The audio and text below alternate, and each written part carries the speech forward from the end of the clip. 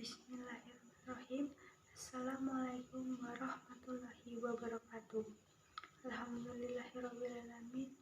Wassalatu wassalamu ala asyrofil anbiya'i wal mursalin Sayyidina Muhammadin wa ala alihi ajmain. Amma ba'du. Pertama-tama marilah kita panjatkan puji dan syukur kehadirat Allah Subhanahu wa taala yang telah melimpahkan rahmatnya kepada kita. Tak lupa kita panjatkan doa untuk orang tua kita serta ibu dan bapak guru yang telah mendidik, memberi bekal ilmu yang sangat banyak sehingga kita bisa berusaha menjadi orang-orang yang beriman, berilmu, bertakwa dan berakhlak. Perkenalkan, saya Melina Primawati dari program studi matematika NIM 19000150059. Pada kesempatan kali ini akan memberikan penjelasan tentang akhlak terhadap keluarga, khususnya kepada orang tua. Orang tua adalah perantara perujian kita. Kalaupun mereka itu tidak ada, kita pun juga tidak akan pernah ada. Kita tahu bahwa perujian itu disertai dengan kebaikan dan kenikmatan yang tak terhingga banyaknya.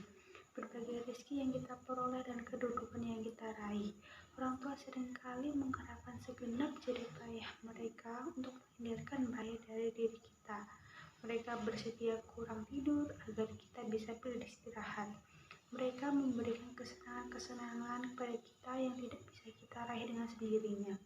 Mereka memikul berbagai penderitaan dan mesti berkorban dengan bentuk yang sulit untuk kita bayangkan.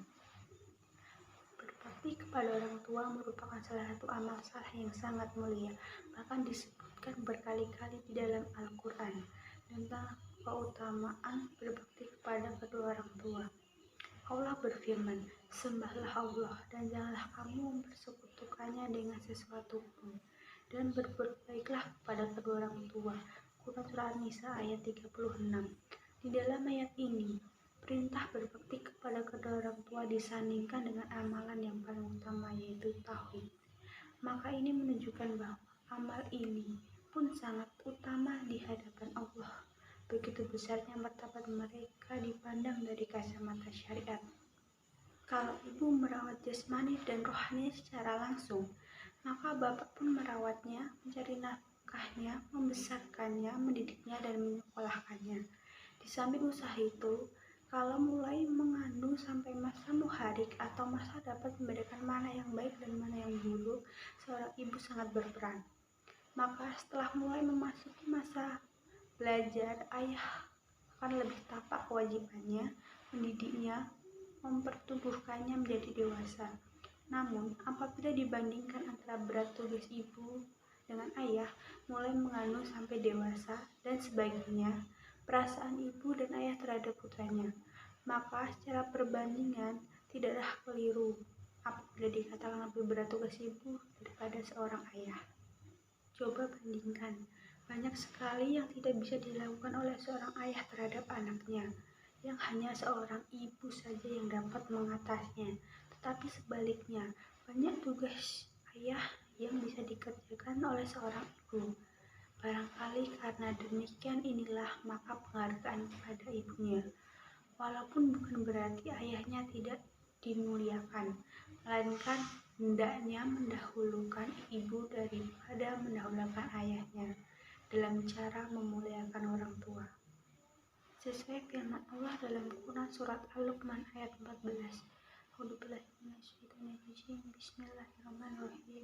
Wa wasainal insana biwalidayhi hamalatuhu ummuhu wahnan ala wahnin wa fisaluhu fi amaini anishkur li waliwalidayhi ilayyal masir. Dan kami perintahkan kepada manusia berbuat baik kepada dua orang bapak ibunya. Ibunya telah mengandungnya dalam keadaan lemah yang bertambah-tambah dan menyampainya dalam 2 tahun. Bersyukurlah kepadaku dan kepada dua orang ibu bapakmu, hanya kepadakulah kembalimu. Segala sikap orang tua, terutama ibu, memberikan refleksi yang kuat terhadap sikap si anak. Dalam hal berkata pun demikian. Apabila si ibu sering menggunakan kata-kata yang halus kepada anaknya dalam berbicara, dalam kehidupan sehari-hari, si anak pun akan berkata halus. Sebaliknya, kalau si ibu atau ayah sering mempergunakan kata-kata yang kasar, si anak pun akan mempergunakan kata-kata kasar tersebut sesuai yang digunakan oleh ayah atau ibunya. Sebab si anak punya insting menit yang lebih mudah ditiru adalah orang yang paling dekat dengannya, yaitu orang tua, terutama ibunya. Agar anak berlaku lemah lembut dan sopan kepada orang tuanya, harus dididik dan diberi contoh sehari-hari oleh orang tuanya. Bagaimana si anak berbuat, bersikap, berbicara. Kewajiban anak kepada orang tuanya menurut ajaran Islam harus berbicara sopan, lemah lembut, dan mempergunakan kata-kata yang mulia. Dalam sebuah riwayat, Rasulullah menghubungkan kedurhakaan kepada kedua orang tua dengan berbuat syirik kepada Allah. Dalam hadis, beliau bersabda, "Maukah kalian aku beritahukan dosa yang paling besar?" Para sahabat menjawab, "Tentu." Selanjutnya, Nabi bersabda, yaitu berbuat syirik atau durhaka kepada kedua orang tua. Hadis riwayat Al-Bukhari. Membuat menangis karena bersedih orang tua juga terhitung sebagai perbuatan durhaka. Tangisan mereka berarti tergoyahnya hati oleh pola tingkah laku anak. Ibnu Umar menegaskan, tangisan kedua orang tua termasuk kedurhakaan yang besar. Hadis riwayat Al-Bukhari. Allah pun menegaskan dalam surat Al-Isra bahwa perkataan atau terhadap orang tua saja dilarang, apalagi yang lebih dari itu. Dalam ayat itu pula dijelaskan perintah untuk berbuat baik kepada orang tua dan berbakti kepada mereka dan tidak boleh menyakiti perasaan hati mereka. Sekarang kita ketahui bersama apa arti penting dan keutamaan berbakti kepada kedua orang tua. Kita ingat kembali betapa sering kita membuat marah dan menangis orang tua, betapa sering kita tidak melaksanakan perintahnya, mengapa tidak ada ketaatan kepada makhluk dalam bermaksiat kepada Allah. Akan tetapi bagaimana sikap kita dalam menolak itu pun harus dengan cara yang baik, tidak sembarangan. Bersegeralah kita minta maaf pada keduanya. Perlu kita ingat bahwa ridhonya Allah adalah ridhonya orang tua, murkanya Allah adalah murkanya orang tua, sakitnya Allah adalah sakitnya orang tua. Maka kita jangan sekali-sekali menyakiti keduanya, karena itu sudah dituliskan dan diperintahkan oleh Allah untuk kita selalu berbakti dan menaati orang tua. Karena itulah barang siapa yang durhaka kepada kedua orang tua, niscaya Allah akan memberikan siksa dan neraka balasannya. Sebagai generasi yang soleh dan solihah, marilah kita senantiasa berbakti kepada kedua orang tua dan selalu mengirimkan doa dan meminta agar mereka selalu sehat. Bismillahirrahmanirrahim. Allahumma firli wali walidayya warhamma kama rabbiyani shaghira. Ya Tuhanku, ampunilah aku dan kedua orang tuaku, dan sayangilah mereka sebagaimana mereka menyayangi aku kala aku masih kecil.